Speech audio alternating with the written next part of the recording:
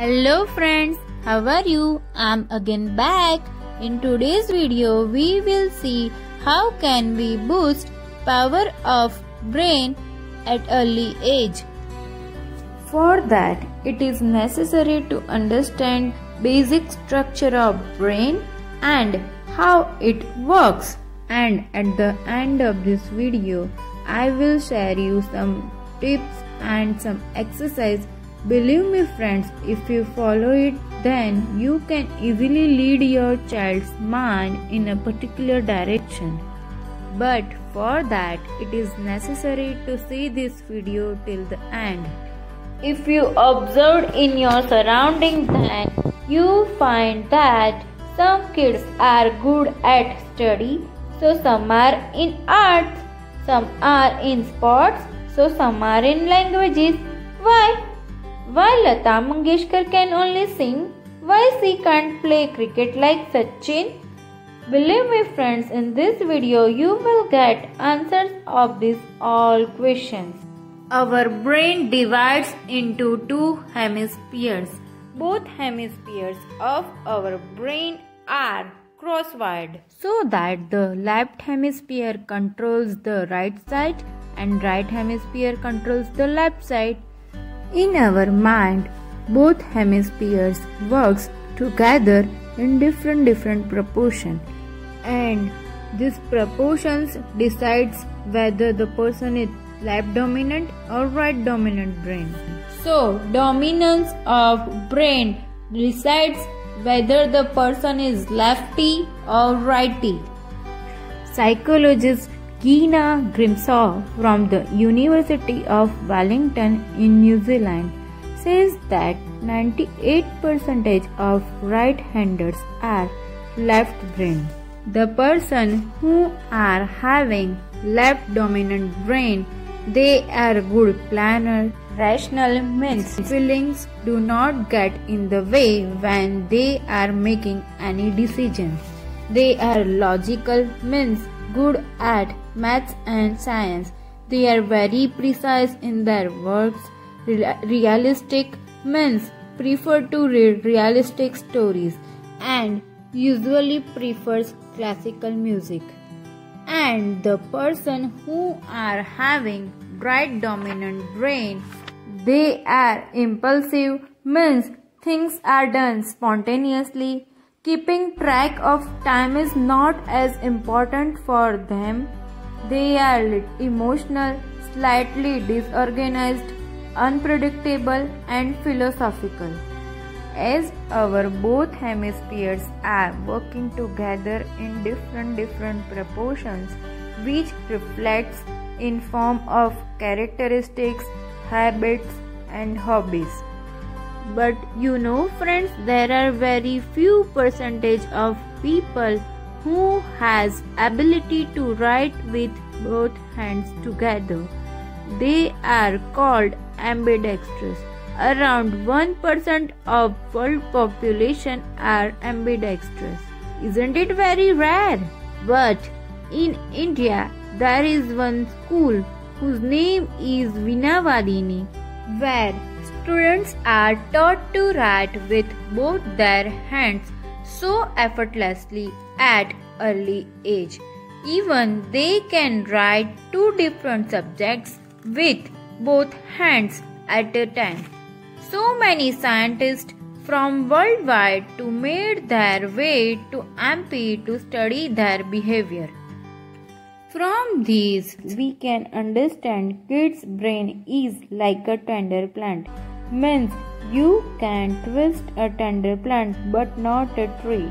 So, it is necessary to give direction to your kid at early age. As I told you earlier about some activities to mold their tender minds. So, our first one activity is encourage them to do brush with non-dominant hand. Means if your child is righty, then from left hand, and if he or she is lefty, then from right hand. Believe me friends, in a few days you will get your results. This activity makes them habitual to brush their teeth with both hands so effortlessly. When you use non-dominant hand, means you exercise your opposite hemisphere, which improves their efficiency. After that, encourage them to play some mind games like Sudoku, chess, crosswords, and at early age like jigsaw puzzles and dot games. Diary writing is also one of the good activity. When they start writing, they have to think whatever happened with them in a day. In this process, they have to use their mind a lot. It will definitely boost their brain power, also improve their writing skills and power of imagination. To learn a foreign language is also a very good activity for early age. When you teach them something at early age, use more colors or any colorful toys. Like if you are teaching them math, then use abacus. When you use something new, something colorful, it will grab their attention because more senses are involved in their work. So, more senses involvement improves their brain power. Let them imagine, and storytelling is one of the good activity to improve their imagination. Space out and explain them. For example, if you want to explain them about neighborhood places, then space out and explain them. It will give you more impact than textbook explanation because they experience a real world and they also enjoy it a lot. See more and more dreams and try to fulfill it because daydreaming stimulates the free flow of ideas and also forging links between concepts and neural modes. Spend time alone means you are going to give one space, one room for yourself, means lack of distractions, which enables plenty of growth of individual. Start thinking and be a problem solver, so it strengthens your creative muscles. Let them scribble, sketch and designs because doodling activates unique neurological pathways leading new insights in your kids. So, it is best activity to give visualization to our thoughts and feelings. Ask questions. It encourages more thinking. Always try to learn new things because learning is a never-ending process. Seek a different perspective of situation. Explain it back. Generate a new concept. Reshape your ideas. The key to creativity is to be able to shift between divergent and convergent thinking. So, exercise your both hemispheres and make a balance between them. Meditation is also good to refresh our brain.